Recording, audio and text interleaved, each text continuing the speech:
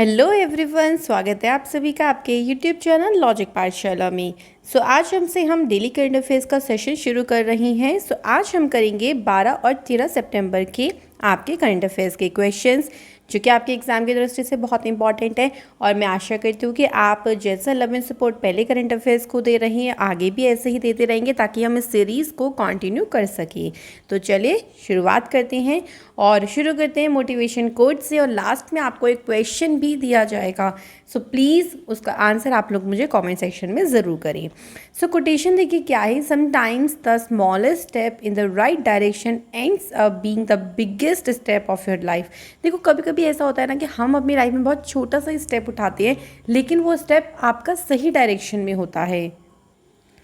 तो वो छोटा ही स्टेप ना आपकी लाइफ का एक बहुत बड़ा स्टेप बन जाता है। हमेशा अपनी लाइफ में एक राइट डायरेक्शन में चलें, कभी भटके ना अपनी डायरेक्शन से। जो आपका एम है, जो भी चीज़ आप लाइफ में करना चाहते हो, उसी डायरेक्शन में आगे चलो, इधर उधर नहीं जाना है। सक्सेस तभी आपको मिलेगी जब आप एक डायरेक्शन में मेहनत करोगे, अच्छे से करोगे। तो चलिए फिर इसी के साथ आज की इस क्लास की शुरुआत करते हैं। क्वेश्चन है हमारे पास, देखिए, which of the following country supreme court has declared abortion in the state of Coahuila. ठीक है, स्टेट का अगर हम बात करें, यहाँ पे स्टेट का नाम दिया हुआ है, मतलब वहाँ का एक स्टेट का मतलब एक उस कंट्री का एक आपका अंदर राज्य हो गया, टू बी नॉन क्रिमिनल। कहने का मतलब ये है कि कौन से देश के सर्वोच्च न्यायालय ने भाई ये बोल दिया है कि जो अबॉर्शन होता है, जो गर्भपात है, वो नॉन क्रिमिनल है, मतलब वो एक क्राइम नहीं माना जाएगा। उसको एक तरीके से नॉन क्रिमिनल की तरह बोल दिया है। और ऐसा कौन सी कंट्री ने कहा है, तो आंसर हो जाएगा यहाँ पे मैक्सिको। तो मैक्सिको की देखो, अभी सारी स्टेट में ऐसा कुछ डिक्लेयर नहीं हुआ है कि मैं पूरे ही मैक्सिको में ये बोल दिया गया है कि अबॉर्शन इज़ नॉन क्रिमिनल। नहीं, ऐसा नहीं है। कुछ स्टेट ऐसी हैं जहाँ पे इसको डिक्लेयर कर दिया गया है ऐसा ये अपराध नहीं है। और टोटल 32 स्टेट्स आपको इस कंट्री में मिलेंगे, जिसमें से 4 स्टेट्स में ये डिक्लेयर कर दिया गया है। 4 स्टेट कौन सी आपकी हो गई? ओगाक्सा, हिडाल्गो, वेराक्रूज, और एक हमने कौन सी पढ़ी अभी, हमने क्वेश्चन में उसका नाम पढ़ा कोहिलिया।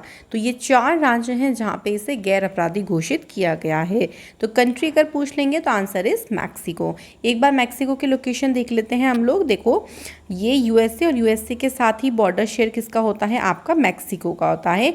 मैक्सिको की जो कैपिटल है वो मैक्सिको सिटी ही है। ठीक है, तो ये मैक्सिको की कैपिटल है। तो right, clear first question. Move करते हैं क्वेश्चन नंबर 2 पे। सेकेंड क्वेश्चन में क्या बोला है? Denmark and Tamil Nadu plan to build an energy island in which bay. तो अभी डेनमार्क भाई और तमिलनाडु, आपको कंट्री याद रखनी है और यहाँ पे स्टेट भी ध्यान रखनी है। उन्होंने एक एनर्जी आइलैंड बनाने की एक योजना तैयार करी है, लेकिन ये बताना है कि योजना कहाँ पे तैयार करी गई है। तो answer is bay of Mannar. तो बे ऑफ मन्नार यानी मन्नार की खाड़ी में जो है वो इसकी पूरी प्लानिंग करी गई है। और कौन कौन? डेनमार्क। तो तमिलनाडु के द्वारा, मतलब तमिलनाडु को सपोर्ट करेगा, फंडिंग प्रोवाइड करेगा डेनमार्क यहाँ पर इस चीज़ को अचीव करने में। ये जो प्लान है, योजना इसलिए बनाई गई है ताकि जो तमिलनाडु है वो ग्रीन एनर्जी सेक्टर में अपने फुटप्रिंट्स कर रख सके, या फिर इस फील्ड में अपने को आगे बढ़ा सके। और डेनमार्क यहाँ पर लगभग 5 to 10 बिलियन डॉलर इन्वेस्ट करेगा in the renewable energy sector में। ठीक है, तो ये याद रखेंगे। कहाँ बनेगा ये? गल्फ ऑफ मन्नार में। कौन हेल्प कर रहा है? डेनमार्क। किसकी कर रहा है? तो तमिलनाडु। तमिलनाडु में देखो हमें क्या ध्यान रखना है। तमिलनाडु में देखो अभी आपके सीएम हैं एमके स्टालिन, अभी कुछ टाइम पहले अपॉइंट हुए थे, और गवर्नर अभी चेंज हुए हैं, आरएन रवि। मैंने आपको कल 4 गवर्नर बताए थे, एक बार हम लोग इसको रिवाइज कर लेते हैं। पहला मैंने आपको बताया था उत्तराखंड। उत्तराखंड स्टेट में जो नए गवर्नर बनी हैं उनका नेम है गुरमीत सिंह। ठीक है, गुरमीत सिंह ये बने उत्तराखंड में। पहले कौन थी यहाँ पे? बेबी रानी मौर्य। सेकेंड मैंने आपको बुलाया था पंजाब। पंजाब बताया था सेकेंड। पंजाब की बात करें तो पंजाब में अपॉइंट हो गए हैं, देखिए कौन? बनवारी लाल पुरोहित जी। इससे पहले ये तमिलनाडु के थे। उसके बाद मैंने तमिलनाडु के बताया था आरएन रवि अपॉइंट हुए हैं, और आरएन रवि इससे पहले नागालैंड में थे गवर्नर। तो अगर हम बात करें नागालैंड में कौन अपॉइंट हुए हैं, तो नागालैंड में अपॉइंट हो गए हैं जगदीश मुखी, जो कि असम के पहले गवर्नर्स थे। तो इस तरीके से आप ये नए जो गवर्नर्स हैं वो सभी याद रखिएगा, क्योंकि एग्जाम के लिए बहुत ज़्यादा इंपॉर्टेंट होंगे सभी क्वेश्चंस। इसके अलावा देखो हम क्या क्या याद रख सकते हैं। तमिलनाडु में इंदिरा गांधी नेशनल पार्क है। अन्नामलाई नेशनल पार्क जिसे हम कहेंगे मुदुमलाई नेशनल पार्क, और gulf of Mannar marine national park. तो ये आपको ध्यान रखना है तमिलनाडु से। इसके बाद पढ़ते हैं अगले क्वेश्चन पे। क्वेश्चन हमारे पास नेक्स्ट देखिए क्या है, the NIRF India rankings 2021 is which edition of the annual ranking of institution and universities in India launched by the ministry of education. देखो अभी ना निर्फ इंडिया रैंकिंग्स आई हैं जिसमें जो यूनिवर्सिटीज़ होती हैं, जो इंस्टीट्यूशंस होते हैं ना, उनकी रैंकिंग्स दी जाती है, जिसको मिनिस्ट्री ऑफ एजुकेशन ने लॉन्च किया। यहाँ पे हमें बताना है कि इसका एडिशन कौन सा हुआ है ये, तो यहाँ पे आंसर हो जाएगा आपका 6th एडिशन। क्वेश्चन ये भी पूछ सकते हैं कि ये जो रैंकिंग है इसको लॉन्च किसने किया, ये भी पूछ सकते हैं कि इस रैंकिंग में टॉप किसने किया। तो यहाँ पे बात करते हैं अगर इसमें टॉप की, तो देखो Indian institute of technology Madras, very important. Overall जो कैटेगरी रही थी उसमें आईआईटी मद्रास ने टॉप किया है और मिनिस्ट्री ऑफ एजुकेशन ने लॉन्च किया। मिनिस्ट्री ऑफ एजुकेशन किसके पास है, धर्मेंद्र प्रधान जी के पास है।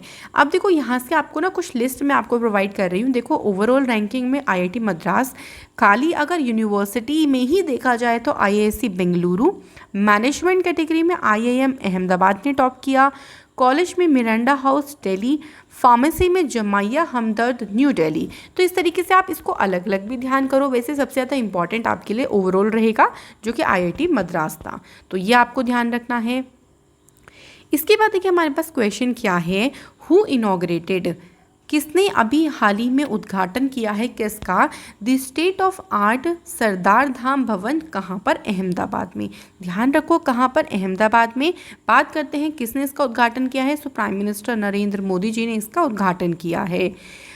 इसमें देखो क्या होगा, ये जो पूरा भवन है ना, ये बिल्कुल मॉडर्न फैसिलिटी के साथ रहेगा, जिसमें आपको लाइब्रेरी रहेगी, हॉस्टल रहेगा, इसमें आपको कैरियर गाइडेंस और ट्रेनिंग सेंटर्स भी मिलेंगे जो कि बॉयज़ के लिए और एज वेल एज गर्ल्स के लिए भी होंगे जो रूरल एरियाज से आती हैं या फिर उन ऐसी लड़कियों को जो ग्रामीण क्षेत्रों से हैं, उनको यहाँ पर सारी सुविधाएँ मिलेंगी और एक बहुत अच्छा सा ऑडिटोरियम भी होगा।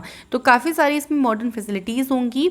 और ये जो सरदार धाम भवन है ना, ये एम्पावर करेगा इंडियाज़ फ्यूचर जनरेशन को, एज वेल एज उन्हें इंस्पायर भी करेगा कि सरदार पटेल जी के जो प्रिंसिपल्स रहे हैं वो उन प्रिंसिपल्स के ऊपर अपना जीवन जो है वो आगे बढ़ाएं, उससे प्रेरित हों। और जो यंगस्टर्स हैं वो देखिए एक तरीके से ना ये सारा का सारा जो रोल प्ले करें, वो इंडियाज़ के जब 100 ईयर कंप्लीट हो जाएंगे 2047 में, तो यंगस्टर्स जो है वो इस चीज़ को अचीव कर लें। तो इस तरीके से ये सारी चीज़ों के ऊपर ध्यान रखें। इस सरदार धाम भवन को जो है वो यहाँ पे उद्घाटन किया, कहाँ पे किया, तो अहमदाबाद में किया। किसने किया, प्राइम मिनिस्टर मोदी जी ने किया।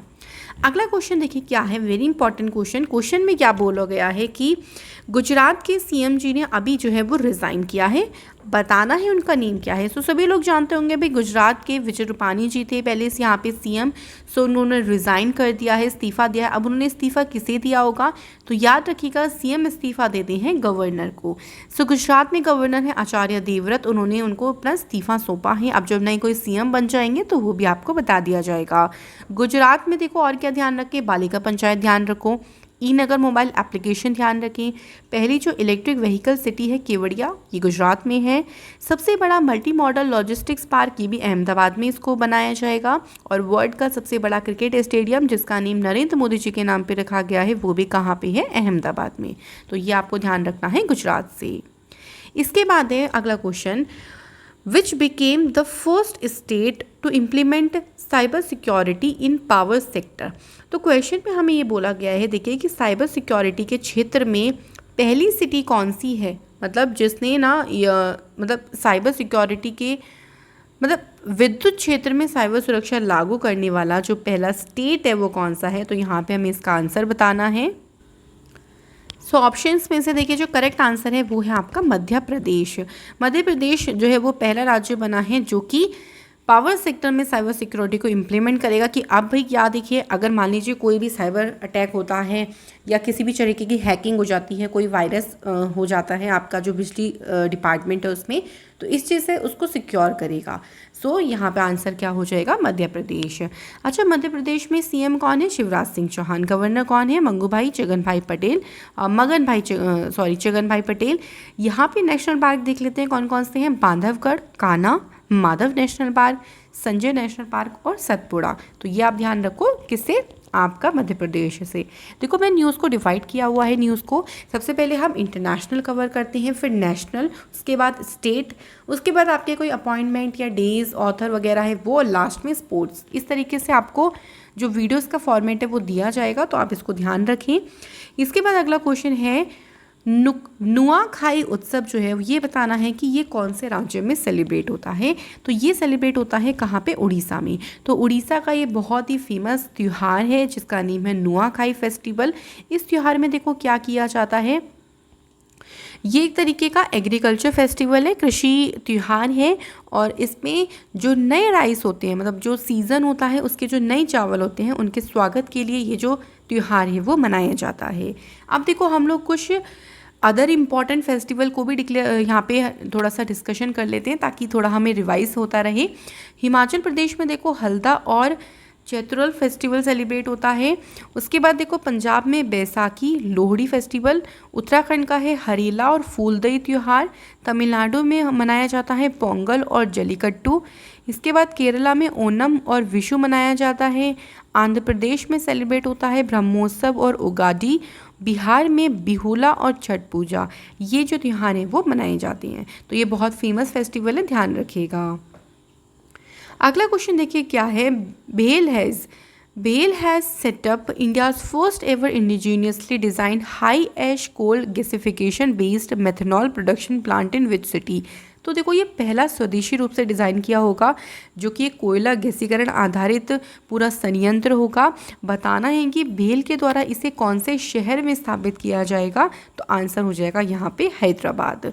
बात कर लेते हैं देखो इसका, ये जो पूरा प्लांट लगेगा ना, ये नीति आयोग का जो मेथनॉल इकोनॉमी प्रोग्राम है उसके तहत ही इसको लगाया जाएगा। और इससे देखो मदद क्या मिलेगी, इसका उद्देश्य ये होगा ना कि भारत जो है, जो कि भारत ऑयल को इंपोर्ट करता है, उसकी जो डिपेंडेंसी कम होगी, ग्रीन हाउस गैस के एमिशन को कम किया जाएगा, कोयला भंडार और जितने भी ठोस कचरा है उसको परिवर्तित करना इसका मेन उद्देश्य होगा। तो इससे कौन से शहर में लगाया जाएगा, हैदराबाद में। भेल की फुल फॉर्म देखिए क्या है, भारत हैवी इलेक्ट्रिकल्स लिमिटेड। 1964 में इसकी स्थापना हुई, न्यू दिल्ली में इसका हेडक्वार्टर है और नलीन सिंघल इसके चेयरमैन है। तो ध्यान रखिएगा। अगला क्वेश्चन है देखिए, कौन सी फाइनेंशियल बॉडी है जिसने अप्रूव किया है $112 मिलियन का loan recently to improve water supply infrastructure in Jharkhand. So भाई झारखंड में को ये लोन दिया जाएगा। बताना है कि जो झारखंड को ये लोन देगा ना, ये कौन सी फाइनेंशियल बॉडी देगी। तो करेक्ट आंसर देखिए यहाँ पर हो जाएगा एशियन डेवलपमेंट बैंक। ठीक है, सो एडीबी के द्वारा जो है वो ये पूरा का पूरा लोन दिया जाएगा। और इसमें देखो क्या होगा ना, देखो झारखंड में जो आपके जितने भी सर्विसेज हो गई यहाँ पे, जो कि जल आपूर्ति यानी वाटर सप्लाई से रिलेटेड है, उनको डेवलप करने में मदद किया जाएगा। और ये एडीबी का पहला प्रोजेक्ट है झारखंड स्टेट में। एडीबी जिसका हेडक्वार्टर मनीला फिलीपींस में है और प्रेसिडेंट कौन है, मसात्सुगो असाकावा। राइट। अगला क्वेश्चन क्या है देखिए, Neeraj Chopra has been appointed as a brand ambassador of which of these companies. तो भाई नीरज चोपड़ा, आपको पता है कि जेवलिन थ्रो में इन्होंने गोल्ड मेडल जीता है था भारत के लिए, और ये मतलब एक तरीके का इतिहास इन्होंने रचा है। सो अभी हाल ही में इन्हें ना कौन से बैंक में, ये बताना है, ब्रांड एम्बेसडर के पद पर अपॉइंट किया गया है, कौन सी कंपनीज में, सॉरी। तो देखिए यहाँ पे जो करेक्ट आंसर हो जाएगा वो हो जाएगा टाटा AIA लाइफ इंश्योरेंस। तो ये इंश्योरेंस कंपनी है जिसके ब्रांड एम्बेसडर कौन बनी है, नीरज चोपड़ा जी। तो ये आपको ध्यान रखना है। अगला क्वेश्चन देखिए क्या है, world suicide prevention day was observed on which day.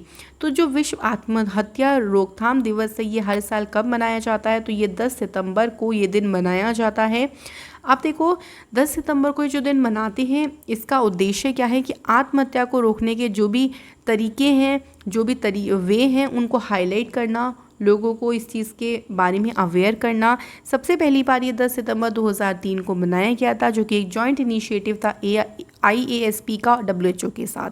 Clear, तो ध्यान रखिएगा। इसके बाद एक आईसीआईसी बैंक ने अपनी अभी कौन सी सहायक मतलब आईसीआईसी बैंक की किस सहायक कंपनी ने हाल ही में बैंक की सहायक कंपनी के रूप में कार्य करना बंद कर दिया है। तो वो आईसीआईसी की कौन सी कंपनी हो गई या कौन सी सब्सिडरी हो गई, तो यहाँ पे आंसर है आईसीआईसी लोम्बार्ड। तो ये आईआईसी लोम्बार्ड ने जो कार्य करना बंद कर दिया है, इसका मेन उद्देश्य इसका मेन पर्पस क्या था, किस लिए कार्य करना बंद किया है। देखो अभी हाल ही में आपने सुना होगा कि भारतीय एक्सा के साथ मर्ज हुआ, तो इनके जो शेयर थी ना वो 48% रह गए। तो 48 घटकर जो शेयर की हिस्सेदारी थी वो 48% रह गई जब से भारतीय एक्सा के साथ विलय किया है। तो उसी के चलते आईसीआईसी लोम्बार्ड की जो सर्विसेज हैं उनको बंद कर दिया गया। अगला क्वेश्चन देखिए क्या है, who has recently taken over as a chairman of National Commission for Minorities in New Delhi.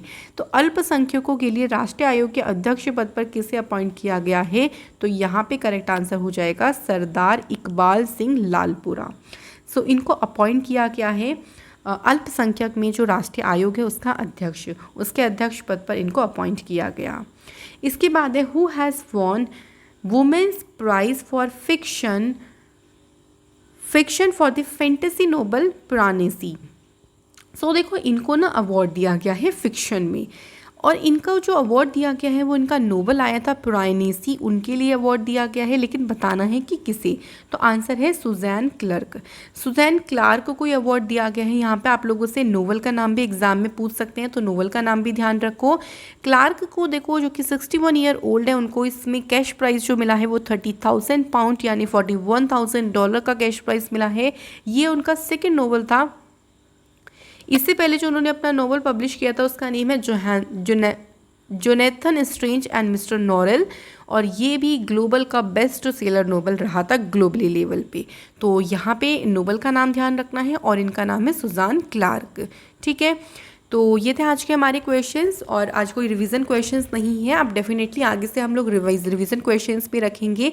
आज के आप लोगों के लिए क्वेश्चंस क्या हैं, दुकानदार ओवरड्राफ्ट स्कीम ये कौन से बैंक ने शुरू किया, हाल ही में अभी bird photographer of the year 2021 किसने जीता है।